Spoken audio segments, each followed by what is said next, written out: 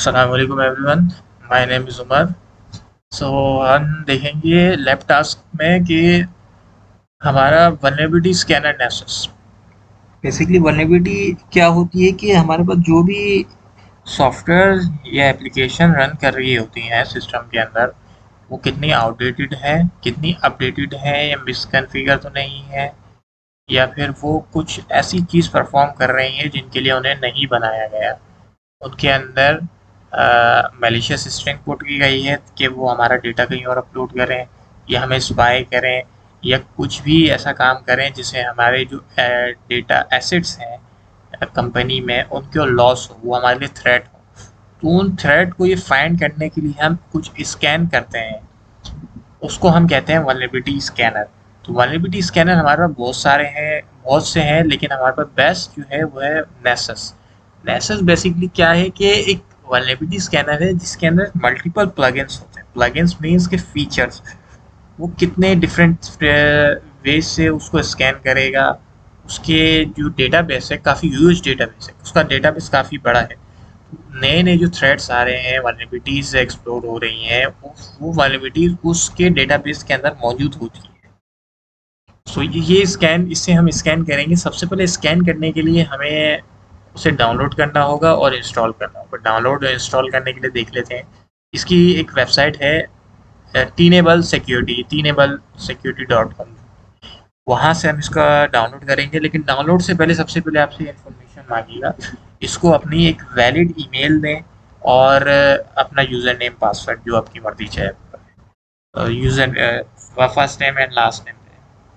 Second ये कि आपके पास ये इन्फॉर्मेशन एक्टिवेशन कोड भेजेगा आपकी ईमेल पे, जो कि आपके पास एक लिंक होगा जिसके अंदर वो सॉफ्टवेयर डाउनलोड करने का आपको एक पाथ देगा कि यहाँ से आप डाउनलोड कर सकते हैं। तो आपने सॉफ्टवेयर डाउनलोड कर लिया वहाँ से। सो नेक्स्ट हम देखेंगे उसका हैश। हैश वैल्यू क्या होती है? किसी भी सॉफ्टवेयर की इंटीग्रिटी, यानी कि जब वो सॉफ्टवेयर बनाया गया है तो वो एक ऑथेंटिक अथॉरिटी है, कंपनी है, जो भी डेवलपर है उससे उसने बनाया है, तो कोई भी फाइल होती है उसकी हैश वैल्यू जनरेट कर की जाती है, उसका एक्सट्रैक्ट होता है।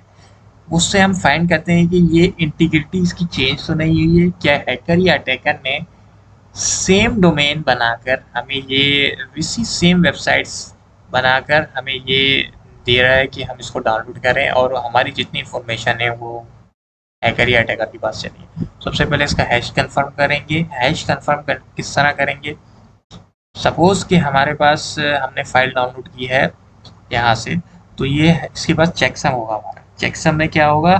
क्रिप्टोग्राफिक हैश, MD5 हैश, जो कि एक स्ट्रॉन्ग हैश है, ईजिली ब्रेकेबल नहीं हो सकता।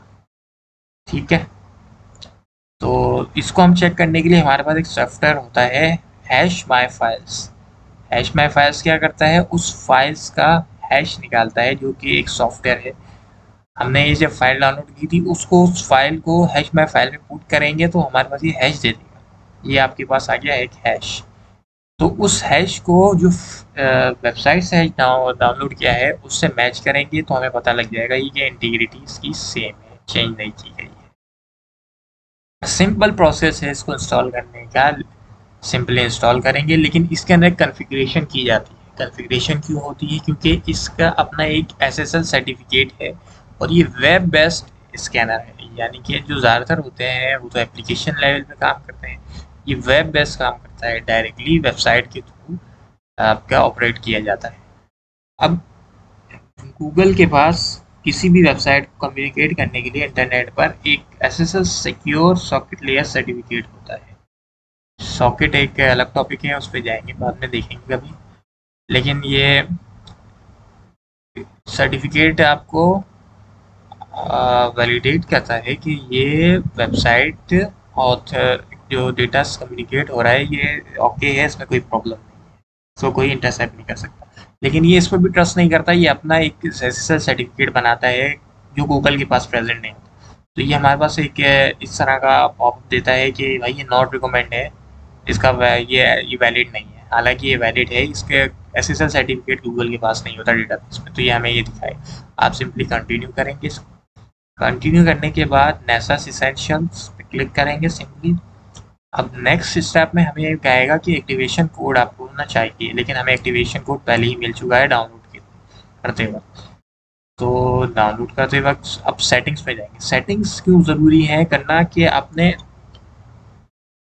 जो आपका प्रॉक्सी सर्वर है, प्रॉक्सी सर्वर सेटअप करने के लिए हम अपनी प्लगइन्स यानी कि फीचर्स को एक्सेस करने के लिए एक आईपी एड्रेस होगी और एक पोर्ट एड्रेस होगी, जो कि बाय डिफ़ॉल्ट होती है नेसस की तरफ से। उसको हम अपने प्रॉक्सी सर्वर की जो सेटिंग्स हैं इसमें पुट करेंगे ताकि हम उसको प्लगइन्स को एक्सेस कर सकें। ठीक है, अब इसको हम सिंपली सेव कर देंगे।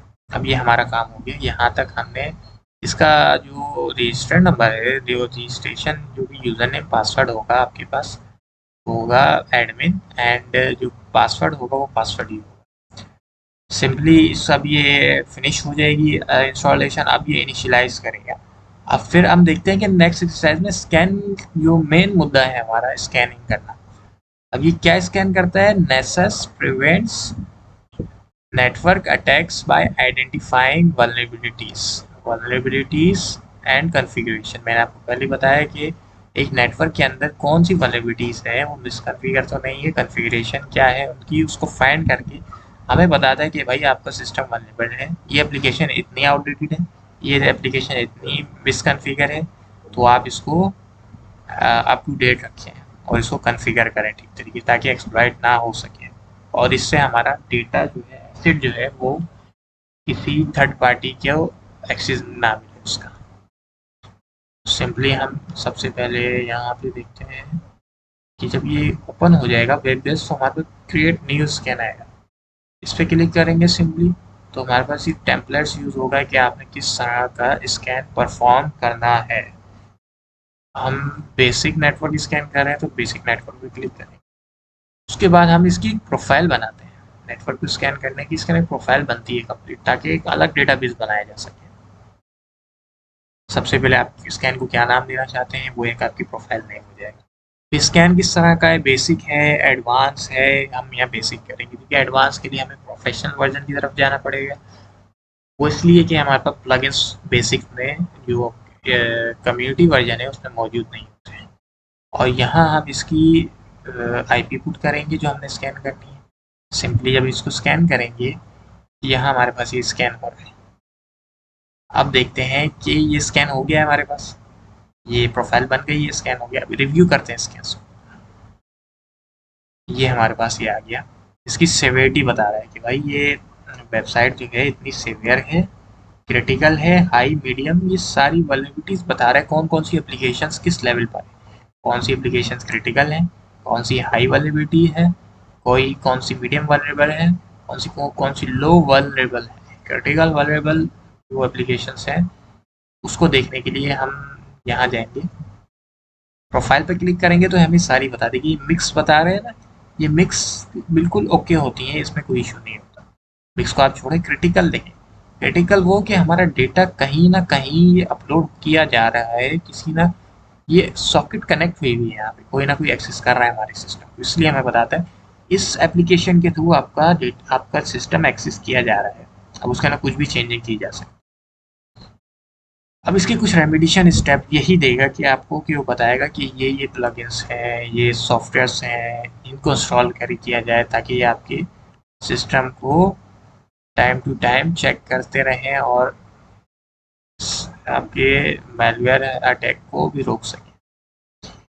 ये हमारे पास एक प्रोफाइल बन गई, हमें पता लग गया ये वल्नरेबिलिटीज़ है।